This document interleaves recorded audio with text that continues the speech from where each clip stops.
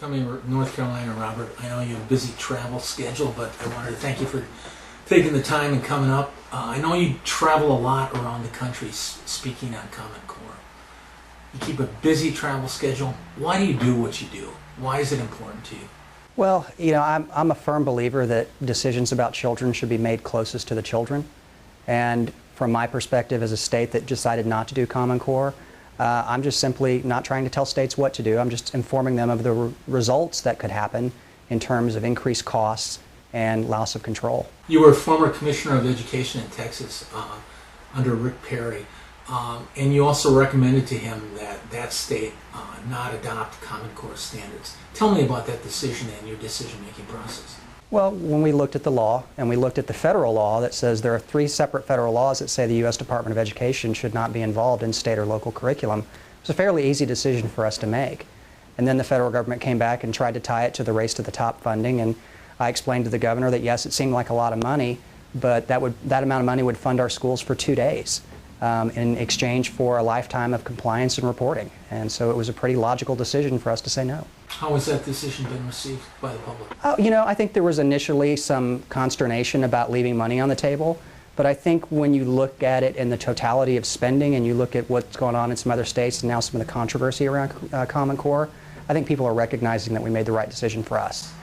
Last week in North Carolina, there was an op-ed piece that ran by Michael Petrillian and Chester Finn, 2 prominent Republicans who are supportive of the Common Core standards.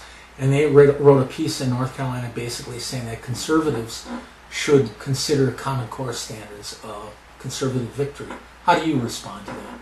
Oh, I think that had Common Core not been essentially co-opted by the U.S. Department of Education, they could have had an argument. But I believe the more conservative thing to do is always reduce the imprint of government on people's lives. And Common Core and its ties to the U.S. Department of Education and funding and waivers increases the input of government in people's lives. As you know, as you travel around the country, you probably see a lot of states that are having buyer's remorse, that have signed on to the standards and kind of seeing that all that glitters isn't necessarily gold. There's an underside to the issue.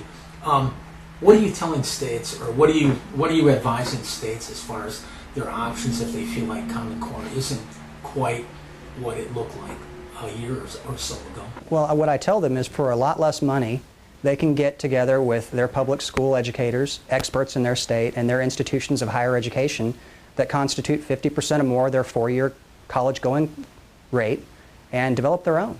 And that's perfectly allowable even by the Department of Education. That's certainly an option.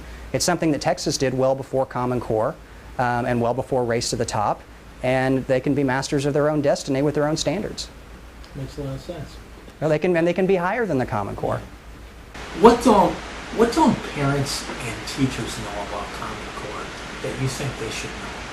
Well, I think a lot of it will manifest itself after the assessments begin next year.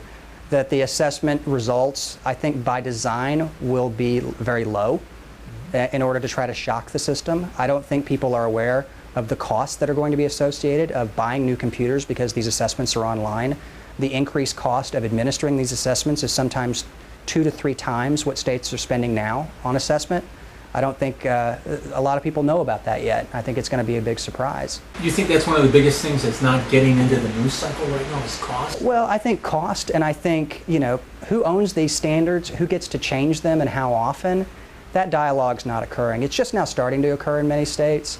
And I think that things like changing the standard algorithm for math is going to be a shock to many teachers and a shock to many parents as well. What do legislators need to know? That a lot of them are coming to this issue late. It's not an issue that was publicly debated in a lot of legislatures. They're getting a lot of mail, a lot of input from educators and so forth.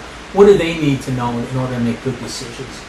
Well, I think that they need to look at their state standards that existed before, and if they were higher, then I think they need to really question why the decision was made to lower their standards in order to adopt Common Core. They need to look at the appropriations process and the bills that are coming to them for textbooks, assessments, and professional development, and see if they've got the wherewithal or the desire to spend that money in the future. And then I think they need to look at their parents and ask them, do you want your third grader assessed for 8 hours?